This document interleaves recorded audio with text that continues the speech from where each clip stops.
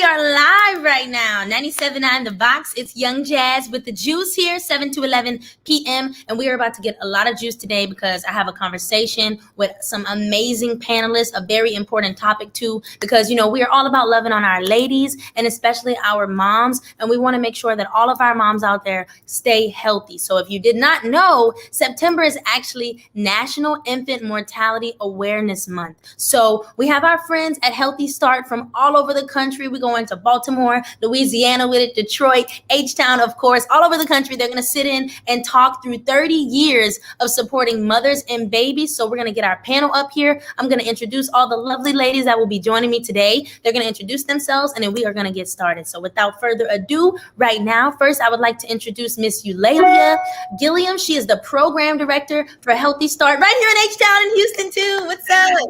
Hello, guys. Good afternoon. Good afternoon. Welcome to the virtual show. And Thank you.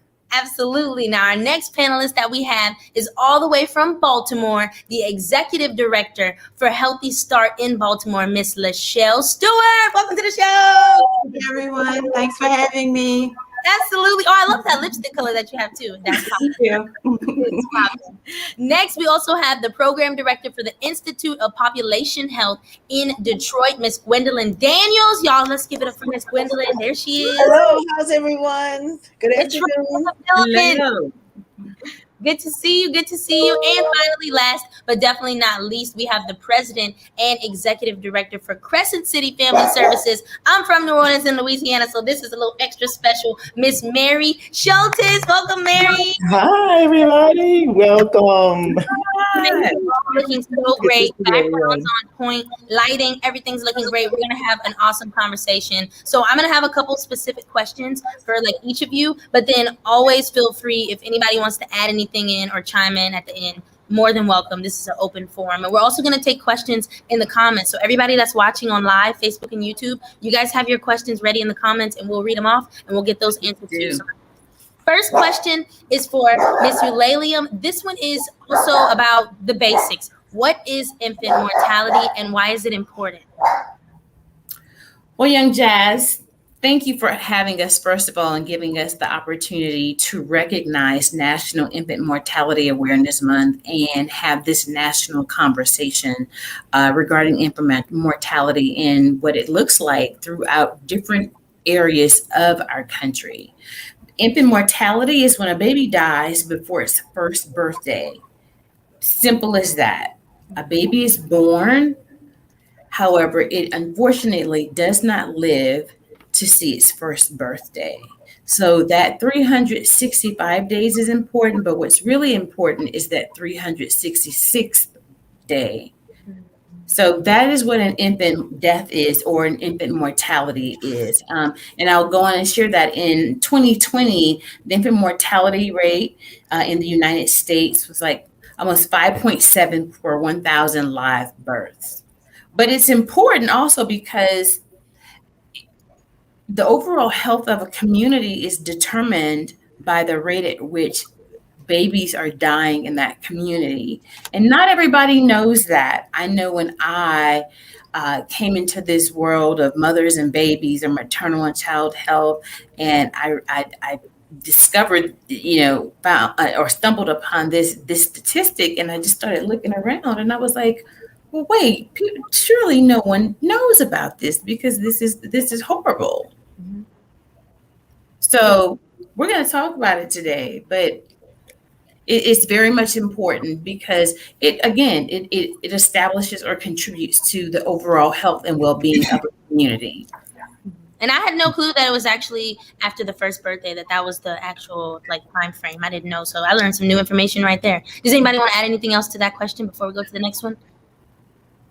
All right, let's move on. So Ms. Lachelle, I was reading about the different leading causes of infant mortality as well. Can you share some of the causes with the people watching just so they know, how does this how does it come about? Sure. So some of the top leading causes for infant mortality are birth defects, maternal pregnancy complications, which happens a lot with moms of color, sudden infant death syndrome, or what's known to people as SIDS, crib death is what some people call it, injuries, suffocation, preterm birth, and low birth weight happens a lot in communities of color as well. For these reasons, Healthy Start exists. And happy to say we've been around for 30 years helping moms with these things, having people go out to the homes to check on moms to help make sure that they're having a healthy pregnancy, making sure that the babies are healthy once they come into this world, following families to make sure that babies make it past their first birthday.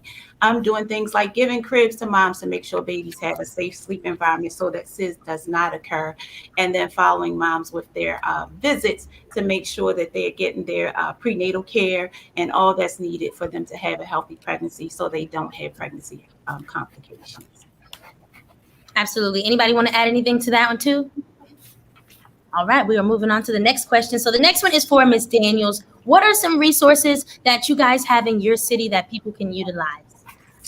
Well, we serve the people of the city of Detroit, and at the Institute for Population Health, we worked with our Community Action Network, and we developed a brochure of community resources that we believe our pregnant women and their families need to support a healthy outcome.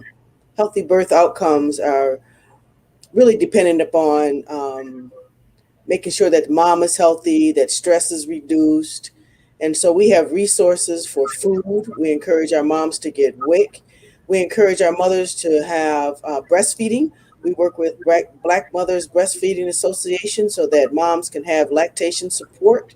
And we also make sure that moms have transportation. And most importantly, a mom needs health insurance. And so we do health insurance enrollment, and we make sure that there is a strong father involvement with the health of the pregnant woman and with the health of the infant. We know that it's important to have a strong, supportive, protective environment that includes a loving, kind father and supportive resources. And so we make sure that while that's a resource that many of us don't acknowledge, we make sure that dad is there, and we make sure that he understands and he's a part of that work. Other community resources is that when mom is ready, we have here in the city of Detroit, we have Matrix Human Services, and they provide childcare and they provide child development. And certainly we have diapers, we have the Detroit Diaper Bank, and we have resources for pack and plays and cribs. And more importantly, we provide social workers and nurses to make home visits, to provide that support, to talk about pregnancy, to talk about a safe environment so that the outcomes after the birth of that child are positive. And you mentioned fathers, which is very important too, because of course the conversation is not just for mothers. We are talking to the fellas out there too. So Healthy Start also supports fathers and men out there as well, right? Mm-hmm. That is true. That is true. Single fathers and fathers who we encourage, we really encourage, Absolutely. We ask the mom to include that father during our home visits. And we have a special program that we talk about fatherhood, and we talk about resources for fathers to empower them to be a part of the life of the child. And speaking of the resources in your city, can we do a little round robin and everybody talk about some of the resources in each city, especially in H-Town for sure? Well, Young Jazz, when you asked Dr. Daniels that question, I think you saw all of us kind of nodding our heads in agreement, because I think we all cover, some of the resources that she spoke of. And then fortunately, we have additional resources that are available to us at the community level. But I think what the take-home message I would want listeners to have today regarding resources is that our role across the country, no matter which Healthy Start project you're having a conversation with, is that our job is to eliminate those barriers that prevent moms, fathers, babies to accessing the services and resources that they need.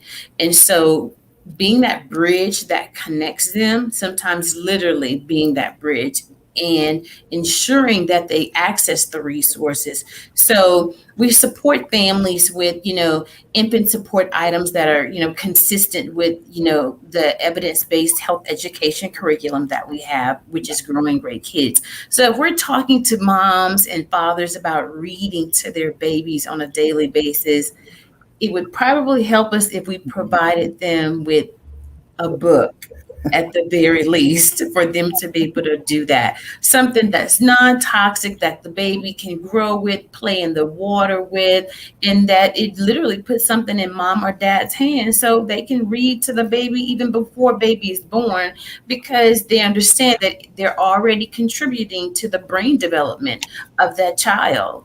So, that's just to name one, but it's what we do across the board. We identify those resources, knock down those walls and those barriers that's keeping our families in our communities from them. And then we stand in the gap for what's missing many times in the communities that we're serving.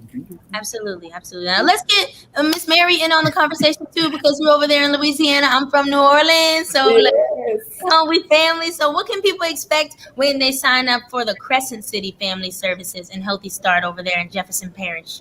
Well, thank you. I'm so honored to be here today and just to be on this panel. But one thing that I can say, we are super, super family friendly. I'll tell everyone that.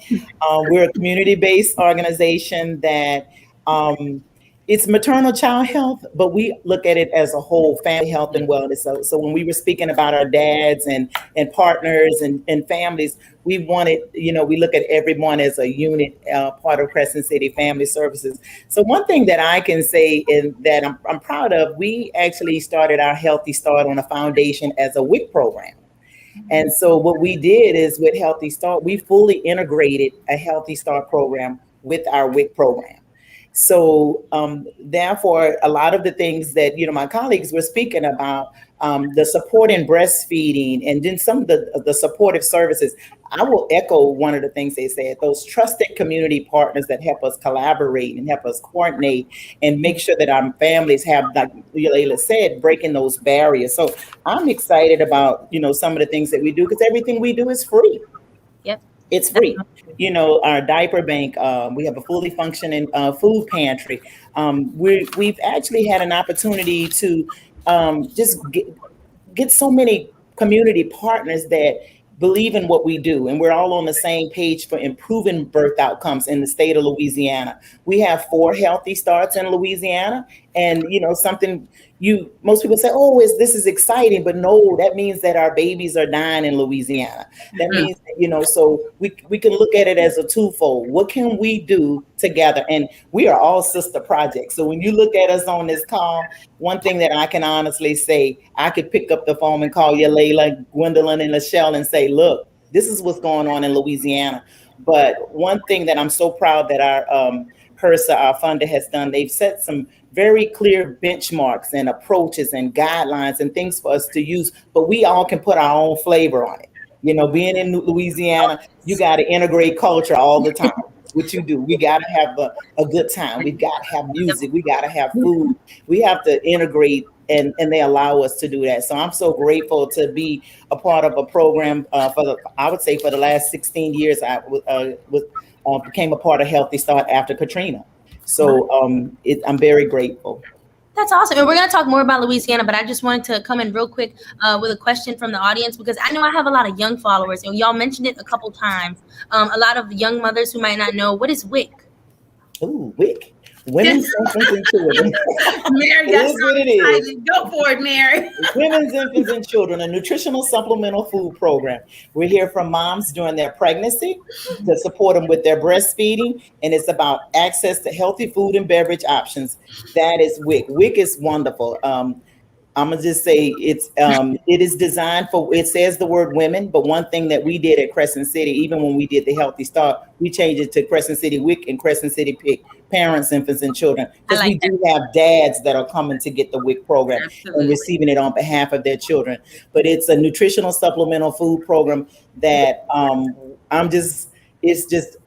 it's the icing on the cake when you can integrate those two programs together. And we don't talk about sweets much, but it is a sweet, a perfect match. It's a marriage, a true good marriage, but it's a nutritional supplemental food program. Got you. And shout out to Healthy Start Phoenix. I see they're also watching in the comments. So we are all over the world in this chat. Houston, Baltimore, Detroit, Louisiana. And I'm going to kick it right back to you, Mary, because I have a question about, of course, my family came to Houston. They were affected by Ida. They went back to New Orleans already, but they had to come here and stuff. And I know tons of people have been affected. So what can people do to get some help from your team when it comes to that situation? I would say stay connected. Mm-hmm. Going through Katrina, the difference was this time we were able to stay better connected. Yep. Through our social media platforms. Yes. We were able to still use our office phone and be able to transfer it to a cell phone and stay connected on social media. Our social media platforms really helped us. I'm also going to say at a national level. Gotcha. My congressman, I was in constant communication twice a day with my congressman.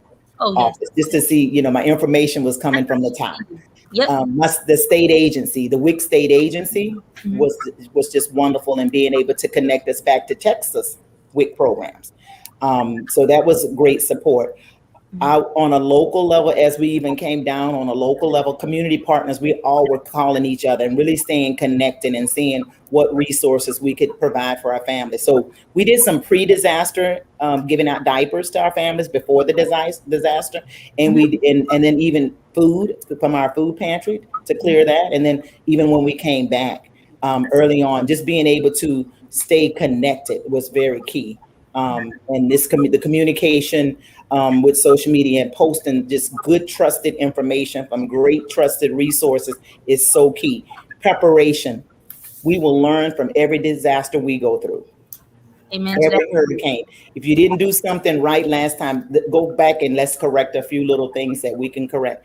But I think the piece when we speak about community action network and partners, our partners started at the national level. Healthy Start.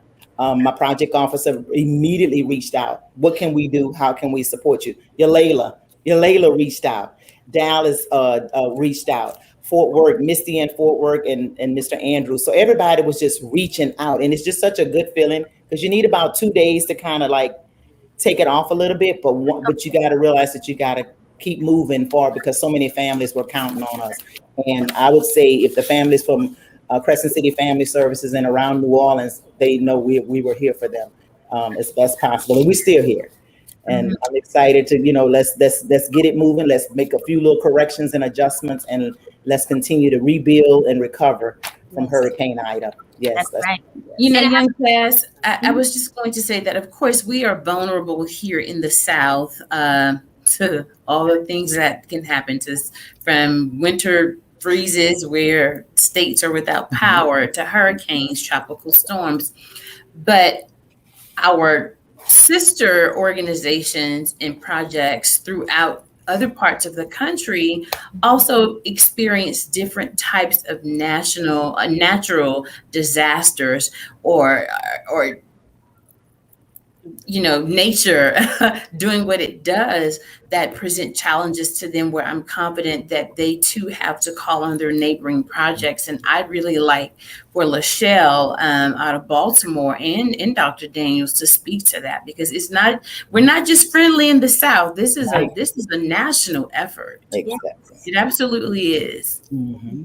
I would say I did want to jump in because I wanted to talk about Baltimore Healthy Start, just in general, being around for the 30 years of Healthy Start. We were one of the original Healthy Starts that started in 1991. And so our motto is boots on the ground. We hire people from the community to serve the community. We call our home visitors neighborhood health advocates because they are from the neighborhoods that they serve. And I do want to brag on Healthy Start overall and say that we were addressing the social determinants of health before it was a thing. Since 91, we have been working on the whole family and not just the actual physical health, because we know that health is in the community. And so if families have what they need overall, as Ulelia said, if you have support from all angles, we know that we will have healthy babies, and thus we will have healthy communities. And so I'm just excited that we do all those things to support the family. Our goal is to reduce the instances of babies dying but we do all those things to support families and help them meet their goals. We have comprehensive care coordination partners, like Ulelia said, like Mary said, not only partners in our own jurisdiction, but partners from anywhere where we can call on to get help if families need help for things. As some of my other co-workers mentioned, the basic things like cribs for babies, because as we know, SIDS is one of the leading causes of infant death. So providing cribs for babies, food for families. We do things like parenting groups, a parent leadership group where we're equipping our parents to be advocates for themselves, because we at Healthy Start can go to our congressmen and talk about what families need, but how much more powerful is it if families come themselves and talk about what they need? So all those type things we do to just help make whole families and help make whole communities. We are especially proud of our fatherhood initiatives as well, because a lot of times services are geared at just moms, but hey, dads matter too. So we need to have stuff for the dads as well. And so we're proud that Healthy Start overall across the nation has incorporated that into part of how we serve families. Yes. Yeah. And shout out to Miss Karina Jackson, who is watching from Healthy Start in Tulsa, Oklahoma. See, Healthy Start is popping. Yes. Oh, this is awesome. I have another question for you ladies from the audience. So how early can young women and men begin to use the Healthy Start resources? Is there an age limit? I will answer that. This is Gwen Daniels from Detroit, and we were one of the original Healthy Start projects as well. And I just want you to know that our focus has always been preconception, before a woman is pregnant, during pregnancy, and after pregnancy, and the care of that infant. So there's no age limit. And we want everyone to know that we are concerned about having a healthy baby through the life course. It doesn't stop when you become pregnant, but we want to prepare women during their adolescence and prepare them before they even consider getting pregnant about the importance of being healthy as a mom, being healthy, strong in your body, and going to the doctor and making sure you have access to primary care and a physician who can help you make sure that you plan when you want to have a baby. Exactly. Plan when you want to space your babies, and how many babies do you want to have, because all of that's important to deliver a healthy baby.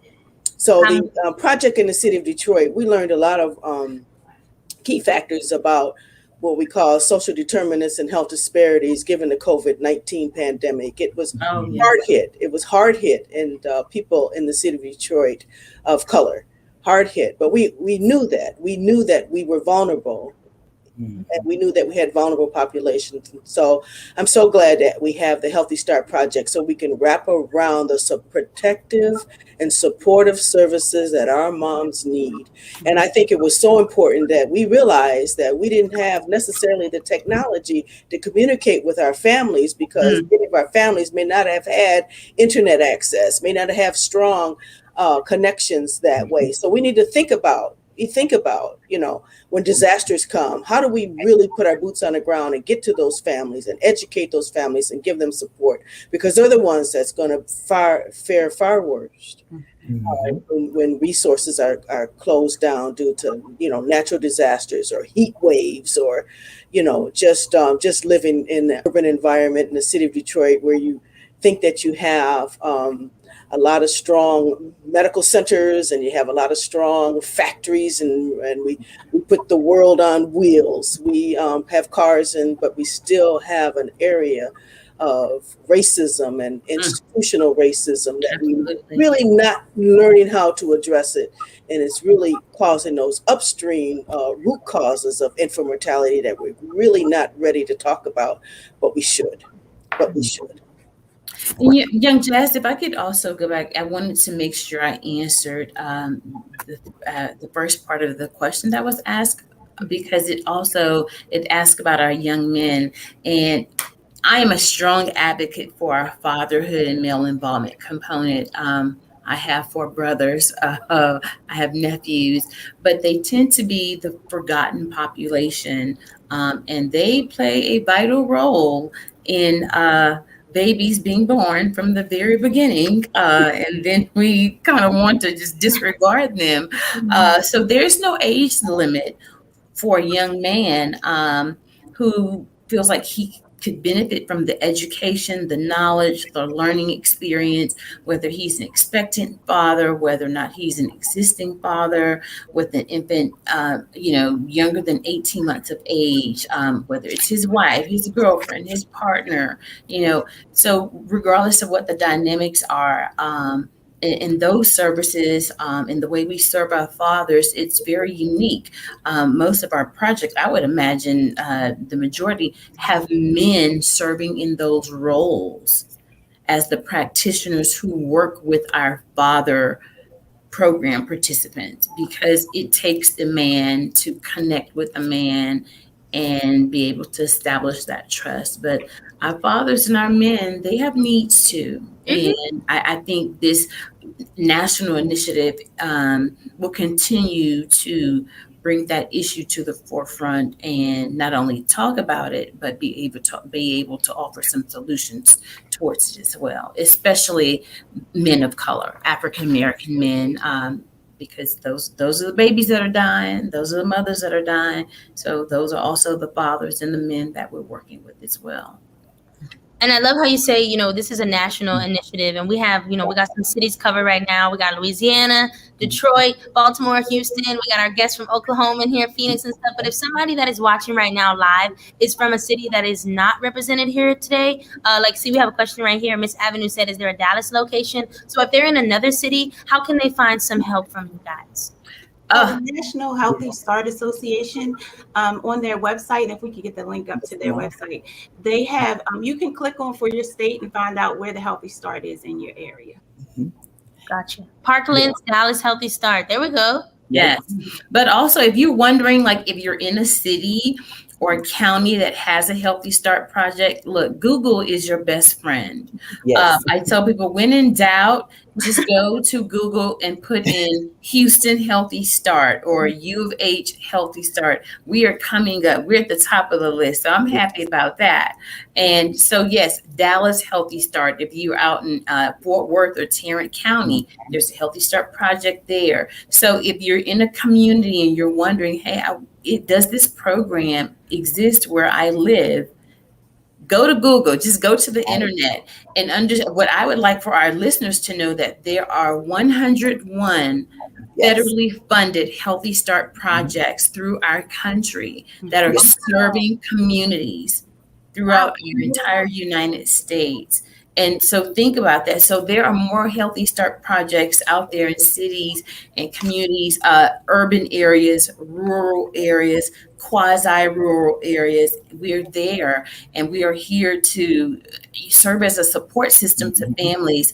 Our program services, as one of my colleagues says, are at no cost. We're not just another government program coming in to, bark orders at our families and tell them what to do. This is a client and family-led initiative. It is completely voluntary. And so we want them to lead the way and help them understand that we will walk down this journey and this path with you, our moms, our babies, our fathers, our communities. And I just don't know that I've met anyone who has ever said, oh my gosh, I had way too much support when I was pregnant or when I was raising my baby. I got a 16-year-old and I could use some support right now. Oh my God. So yeah, it takes a village to raise a child, but it also takes a village to ensure that a baby is born healthy. But if baby is born healthy, we're going to need mom to be healthy too during her pregnancy and before her pregnancy. And we're going to need dad, father there to understand that the impact, first of all, that he has in his family and how he too can support mom, regardless of what the dynamics of their relationship is, but also how he too is contributing to the growth and development of that baby, brain development, motor skills. I mean, it's an investment from day one. And we want people to know that. And we are here to serve. I love that. And this question I have, guys, is for everyone, because I know we have all been affected by this pandemic. It feels like what year it is. I don't even. But how has it affected each of your work in your respective cities? The pandemic. Well, in the city of Detroit, we pivoted. Oh, go ahead, Ms. Stewart. I will say the good thing about the pandemic is that, as Dr. Daniel said earlier, it forced us to do more things virtually. It forced us to move forward with the virtual environment. And so now we've learned that we have additional ways to serve families. And so prior to COVID, a lot of our groups and classes, like our parenting group, like our prenatal stress reduction group, Belly Buddies, breastfeeding education, those things were held on site at centers. But because of COVID-19, we had to figure out new ways to serve our families. So we took everything virtually. And by doing so, we recognized that opened up the opportunity for some people who might not have been able to come to the center. So more dads are able to join now. They could tune in driving home from work. Right. And so there are some blessings in the pandemic. That more people are able to access some of the services. Of course, we know the cons to the pandemic, but there are some good things to come out because it gave us new avenues to serve families. So we're I would like to say, Oh. I would like to say I agree with Lachelle. It definitely made a difference. And I'm just going to kind of roll back just a little bit. When you asked me about WIC, I would be wrong not to mention breastfeeding and breastfeeding support.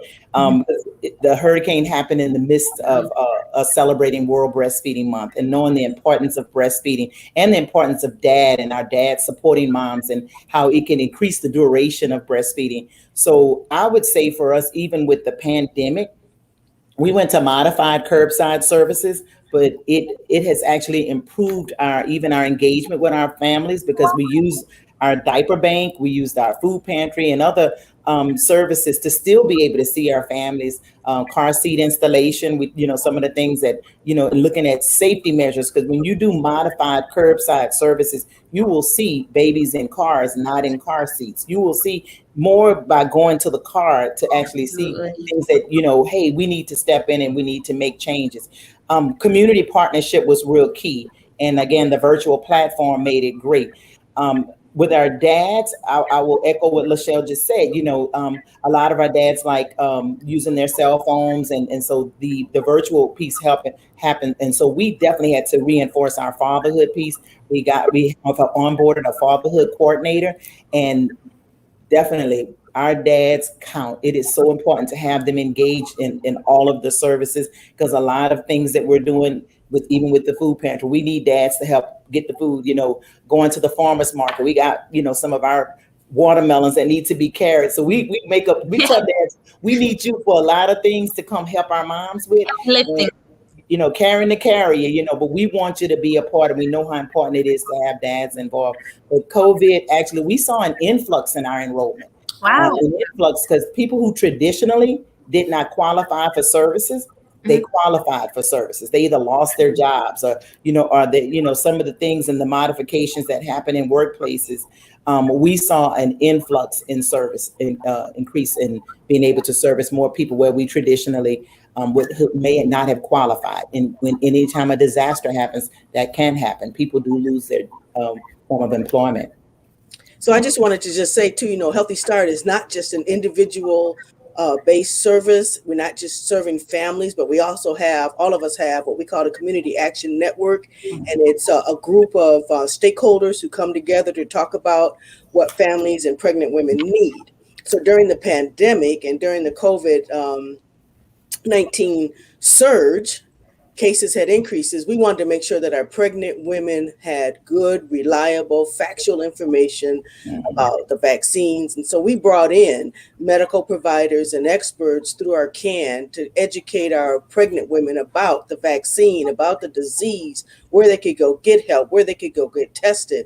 And so we thought that was important. We thought that was important because, with so much misinformation circulating, and our women were isolated and at home, we just opened it up, the CAN meeting in a Zoom format, and we were able to get information to our pregnant women that they sorely needed. Karina in the comments has said, I'm just going to read this real quick. Karina says, we got to show our strength and creativity during the pandemic. We had to restructure our programs to still deliver services. That's right. She said, we did a COVID tote bag with info and tools they can use it during this time. That's awesome. That's awesome. Yeah, It's I agree. Oklahoma. Yeah, Oklahoma, correct. Yeah, I I agree wanted with. to share that Mhm. the Healthy Start Project here in Houston during the pandemic had a very different experience. Um, we are what's considered a startup site. While Healthy Start is not new to the city of Houston, it is new to the University of Houston. The University of Houston was awarded this grant in 2019. So, staff, I think we kind of ramped up and had office spaces September of 19. So we immediately rolled into 2020. We had hit such a stride in, I think we had 2 months worth of community pop events. We were establishing new partnerships with our constituents and other programs that worked in the area of maternal and child health.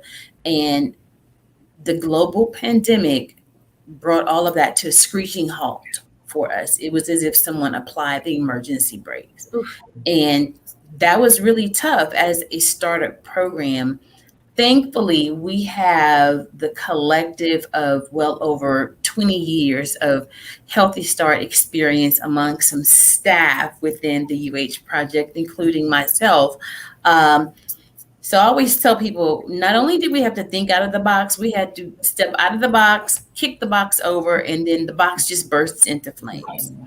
And we had to become creative and innovative. And I want to thank our federal funding source, HRSA, the Health Resources and Services Administration, for being gracious to UH Healthy Start and understanding the position that we are in, that allowed us to establish the relationship that we have with Radio One.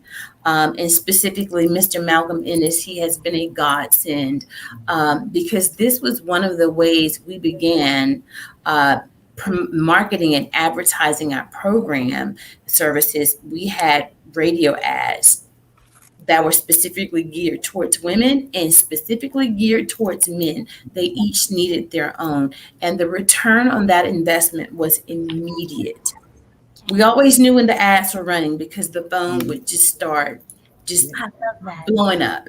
And so I'm so thankful for that. And now we transitioned out of what we thought was the end of the pandemic. And our entire team has returned to the community. We are in full personal protective gear, literally from head to toe, like shoe covers, face shields, masks, gloves, gown covers, because we want our families and communities to know that we take safety very serious. Right. For them, for our program staff. We have a nurse practitioner on our team who has been very helpful because she's had that medical training. And the difference that a year has made, really just the difference that 90 days has made, like being able to go back out into the community. It's hot here, but we didn't mind going out and having those community outreach pop-up events, partnering with, apartment complexes and different nonprofit organizations for back to school fairs. And I am so elated to be able to say that UH Healthy Start went from literally struggling to enroll program participants to now having a waiting list. So if you're listening, HRSA, we need some additional case managers over here now. Amazing. That's awesome though. Wow. From the struggle to having a wait list. See? Yes. Yeah. And I have to give credit to Niche Q and its Technical Assistance Center. Miss Jane, she is the bomb, I must say. So I'm thankful too that there are resources even that exist within the Healthy Start community, that Healthy Start programs can even tap into when we experience challenges in our programs, because this is real life and it happens, but we make a way out of every way and no way to be there for our families in the communities that we serve.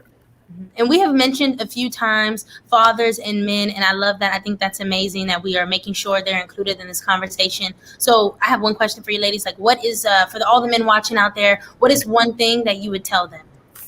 I would say it's never too early. We talked about preconception or before you even get pregnant, trying to make sure that people are healthy. And that's not just the women, that's the men as well. So even as young as early teen, start preparing yourself to be a great father. Start preparing yourself to be a great man. Making sure that you're healthy mentally, physically, spiritually, all the way around as you start to grow up, because eventually most people will be a dad, so it's never too early to start thinking about having a healthy start for your children. Oh, I love that. Yeah, that's awesome. That's I said, awesome. who can top that? Anybody want to talk that? Go ahead. Yeah. Well, look, I'm gonna take a try. What I would like for our fathers and men to know is that they too are part of the family. Definitely. They too are the strength and the backbones and the pillars of their communities. And there's a place for them in the life of their babies, and to be a support to them, to learn themselves and understand that you will not break the baby if you hold it. I have an understanding of what postpartum depression is. No, she's not just tripping. She's experiencing something that we need our men to understand what it is. So he's like, okay, let me encourage her to go see her doctor, not, oh, she's just tripping. So, that's gonna, break up our relationship or marriage, because I've had men say that. And the one last thing that I would like fathers and men to know here in the greater Houston area is that thanks again to Radio One and blessings to Mr. Malcolm Ennis, we will be having our final virtual live stream event on October 14th, and it will be for real fathers and men. And it will be a fatherhood and male roundtable where they will have the opportunity to talk about this initiative, how it is supporting them. We have some fathers who have been helped by our practitioner, and now they feel the need to pay it forward and help other men, younger, older. That age limit for being of childbearing, for men is a little different for women. But we're here for them, and we want to applaud men, but again, especially Black men, because those are the communities we are talking about. Yep. And yeah. So I would like to say congratulations to a father, and I think that congratulations should start right in the delivery room. Right after mom delivered her baby, I want all the nurses and the doctors to say to that Black man, congratulations on your new baby. Yes. Encouraging him that right moment to pick up that baby and to hold that baby and to bond with that baby, because that's where the positive effects and that's where the life begins for that family. So congratulations, Dad. That's right. We are here to support you, and make sure you get your doctor's appointment. Make sure you go. Right. Yeah. Make sure you got your mental health, and make sure you're dealing. Don't worry about child support, because there's some resources for you. Don't be afraid of that. There's some resources that protect your rights as a father. Absolutely. So dads in Detroit and all over the nation, congratulations. All right. And it's my turn now. Yeah. I'm gonna give a shout out to the 504 dads throughout the entire 504. There we go. 985 and 225, 331, 337, all over Louisiana. I tell you, we've always said healthy moms, healthy baby, healthy community, but we've got to throw in there healthy dad too. Right. So healthy mom, healthy dad, healthy baby, healthy community. Dads count. Dads matter. Yes. It is so important to acknowledge our dads when they walk into our programs, whether it be our Healthy Start program, whether it be our WIC offices, whether it be our doctor's offices, wherever our dads are, we need to welcome them, receive them, and let them know they count and they matter. This is their baby. This is their family. And like we all said, dads matter and they count. I'm excited about this, so much today, because like I said, I gave birth 33 years ago on this day. No. And I wouldn't have made it without the father of my children. I mean, he was there. He took off with one twin and just left me there. And so I knew how important it was to have him, like Miss Gwendolyn said, right there in that delivery room. Yeah. He could tell that story better than anybody in the world, what happened when I had those twins. And so, Miss Gwendolyn, when you said being there in that delivery room, just knowing that the dad, they count, you matter. So I'm so grateful right now. We have a fatherhood coordinator. I see Miss Karina on there giving some shout outs. One of the best fatherhood initiative conferences was done right there in Oklahoma. And I'll tell you, I have those pictures and I look at them all the time of these men that are leading the cause and leading the initiatives across the country. Dads matter and dads count. So I'm excited for all my dads in the 504, 985, 225. I'll just go on all over the state of Louisiana. I truly believe that this national initiative can not only play a role, but I think take the lead on changing the narrative about our Black fathers and Black men and the role that they play in the Black families and in the Black communities. Yep. Is there anything else to look forward to? Oh, go ahead. No, go ahead. Is there anything else that ladies would like to add before we go? It's been an amazing, awesome conversation. Like, y'all have touched on so many different topics and subjects, but if y'all want to give us one last parting word, represent your city and everything, go ahead. Go for it. I do. I'll start. I just want to say, when I came on to Healthy Start, I was surprised that infant mortality is not uplifted like other health issues like cancer and stuff. And I hope this is a door opening to more people being aware that this happens. I mean, most of us know someone who's lost a baby, unfortunately, but we don't get the airplay. We don't get the attention. We don't get the support that other things do. So I'm so very happy for Infant Mortality Awareness Month. September, I'm happy that we had that month. In 2012, Baltimore Healthy Start instituted something called the Baby Buggy Walk. And Healthy Starts across the nation, we do it during Infant Mortality Awareness Month. We walk 1.5 miles in recognition of infant mortality awareness. And so if we could uplift that on a national level, that we draw attention to this cause, because the work that we do, working with mothers, working with fathers, working with babies, is so very important. It's needed. We need attention. We need support. Baltimore Healthy Start is having our Baby Buggy Walk. It's virtual, so we all can join across the nation. It's virtual, September 25th.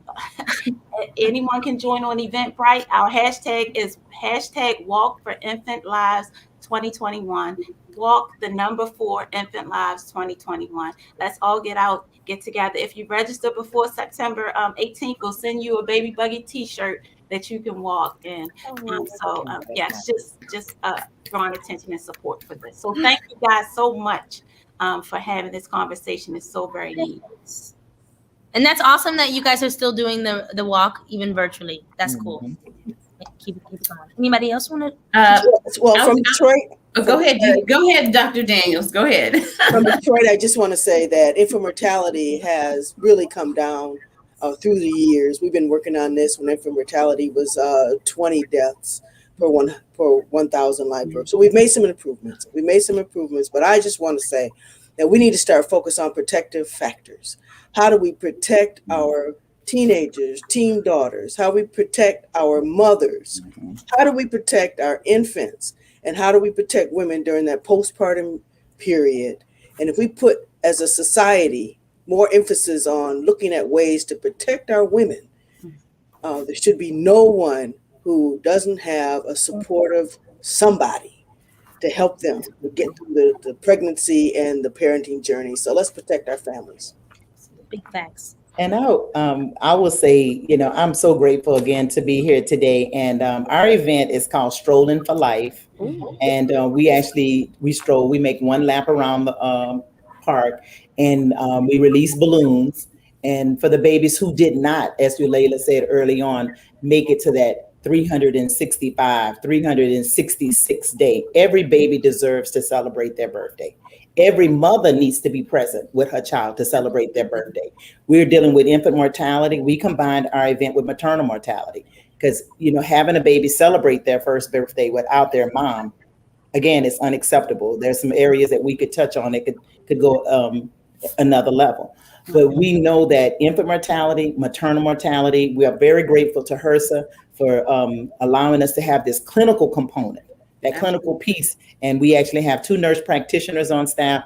I'm going to give a shout out to my team at Crescent City Family Services, because it would not be possible without my team coming together to help us address every day to improve birth outcomes in the state of Louisiana, increase breastfeeding rates, and just being a present in our family's life with that family, that friendly, mood, that everything that we bring when it comes to customer service and meeting the needs of our families. So I'm grateful. I was a part of the first Healthy Start New Orleans project. So I want to give a shout out to the city of New Orleans, Baton Rouge, Lafayette, and all my sisters, in Louisiana and across the country. It's been a blessing, and to actually become a Healthy Start Initiative project in the last funding cycle. I'm very grateful and honored to be on this call with the ladies here today. Ulelia, welcome back. I'm gonna say it. Welcome back. Ulelia left us for a little while, but I met her 16 years ago. Welcome back, Ulelia. Welcome back. So a great big, Texas size shout out and thank you to Radio One on behalf of the University of Houston, the Graduate College of Social Work, the Healthy Start Project here that serves the greater Houston area. I would just like to reiterate that National Infant Mortality Awareness Month. First of all, it actually started here in Texas. I'll just say that too. Okay. Yes. It was recognized here in Texas first, and now it is recognized nationally. And it's a big deal for the Healthy Start family because it allows us to have platforms like this. I think some of us are so excited simply because we have not seen each other in person at our conferences since October 2019. That was the last time many of us were together, and there are 101 projects. And so I am humbled by these other projects, being willing to give up their time and come on and be with us today. The Healthy Start story is a 30-year-old story. And one would think that, gosh, if we were telling a story or living out a story for 30 years, that eventually that story would come to have a happy ending. But that's not always the case because it's not spoken of so widely as other health issues are and other populations are, as Ms. Stewart stated. The story doesn't end here today. It doesn't even end, at the conclusion of the month of September. In fact, what it does is it issues a challenge not only to each of us here today, present, but to those tuning in, the other Healthy Start projects who have joined us and supported us today. Thank you all. Thank HRSA. We recognize, the National Healthy Start Association. But the challenge is to let's continue fighting for our mothers, our babies, our fathers, and ultimately our communities. And that's what we're here for. I am so glad all of you ladies could be here today to give us all of this great information. I mean, I saw someone in the comments, they just said, Healthy Start is the perfect place for me. The perfect place of purpose is what the comments said. So I just want to say, good. Shout out to you ladies, all of you. Congratulations. And thank you so much again for tapping in today. And then after we get off this live, this is going to be on our Facebook and it's going to stay up there. So, if anyone wants to go back to listen to the information again, check out some of the links, all the different phone numbers and emails you can call. Make sure you do that. And that's it. We're going to wrap it up right there. Make sure you guys tap into Healthy Start. Please make sure. If you don't do anything, do that today. Or tell somebody in the city near you or that you live in, actually. Yes.